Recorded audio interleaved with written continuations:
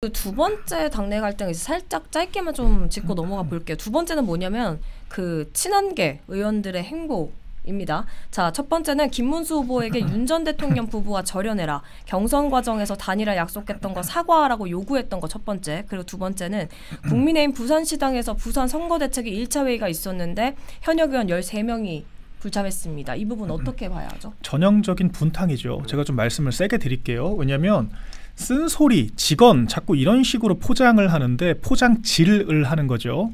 그런 말이 맞으려면 적어도 선대본에 들어와서 좀 적극적으로 기여를 하면서 역할을 하면서 그런 얘기를 해야 들어주는 거죠.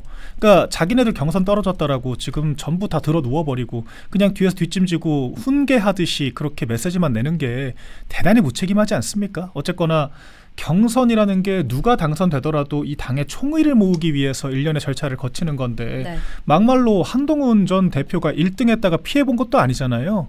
2등으로 떨어졌기 때문에 이 단일화 소동에 본인은 당사자도 아닙니다. 엄밀히 따지면.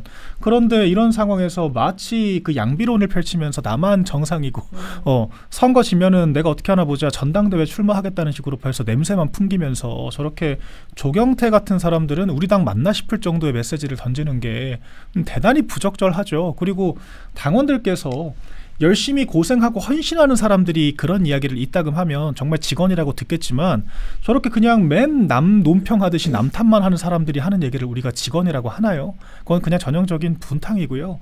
그런 식의 행동으로 결과적으로 모든 이 선거 패배 책임을 우리를 제외한 모두에게 떠넘기고자 하는 지금 빌드업을 벌써부터 하고 있다라고 보는데 글쎄요. 이미 그 선거를 여러 차례 패배하고 대통령을 탄핵까지 시켰던 이 전 세력들이 이렇게 완장질하는 것 자체가 대단히 부적절하고 본인들이 하고 싶은 말 있으면 일단 선대본에 들어와라. 그래야 발언권이라도 생기는 거다. 이 말씀을 꼭 드리고 싶습니다. 우리가 기존에 대통령 후보를 뽑아놓고 후보를 경선 끝나고 등록할 때까지의 기간이 한 2개월에서 3개월 걸렸습니다. 그때는 이런 논의 막 했어요. 그 경선 끝나고 나서 후보 등록할 때까지 후보 등록 전까지 어떠어떠한 메시지를 내자 했는데 지금은 후보 선출하고 바로 등록을 했잖아요. 지금 시간이 없거든요. 봉합하기에도 급급한데 이렇게 분탕질을 하는 거는 정말 옳지 않고요. 왜 그러는지 모르겠어요. 이게 한동훈 개, 또 한동훈이라는 이 일반 당원이죠. 한동훈 당원께서 하려면 정말로 선대위원직을 수락을 하시던가. 저는 그래서 이 한동훈 당원에 대해서 좀 얘기를 드리고 싶어서 그 SNS를 많이 찾아가는데 또 본인 그 우호적인 사람들 아니면 댓글을 못 달게 댓글을 막아놨어요. 이게 그래요? 네, 자기 친구만 달 수 있어요. 그거 누가 악플 달면 그 차단하고 지우고 뭐 이러는 것 같은데 저는 뭐 이게 정치인의 자세냐라고 생각이 들고요. 혹시나 이런 생각 갖고 있을까봐 국민의힘이 자멸해야 국민의힘이 괴멸해야 한동훈 개라는 사람들이 다음에 당권을 치고 들어올 수도 있다. 이러한 아주 이상한 생각으로 당원 모집합니다라고 하는데 이 당원 모집합니다 이거 다 이준석 대표 따라하는 거거든요. 이준석 전 대표. 이준석 전 대표는 그래도 자기가 당대표 하던 시절에 당원 가입하기 좋은 날입니다. 날씨가 좋으니 당원 가입합시다. 비가 오니 당원 가입합시다.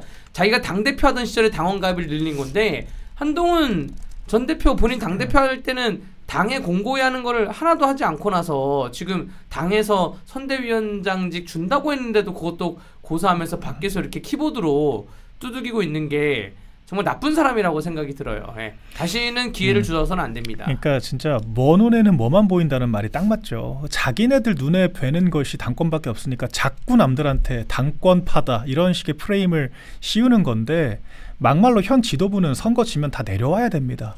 선거를 누구보다 이겨야 하는 사람들이 현 지도부예요. 선거를 누구보다 지기를 바라고 져야 자신들에게 기회가 온다라고 생각하는 소위 이제 안티테제, 그러니까 악을 먹고 사는 사람들이 지금 당권을 부르짖는 그 일부 개파 사람들인 거죠. 그러니까 저희가 피하 구분을 명확하게 해야 된다라고 생각하고요. 본인들도 저는 저렇게 투명하게 움직이는 게 대단히 한심하다라고 생각합니다. 자기 의도를 숨겨야 되는데 너무 투명하게 내가 원하는 걸 자기 입으로 쏟아내잖아요.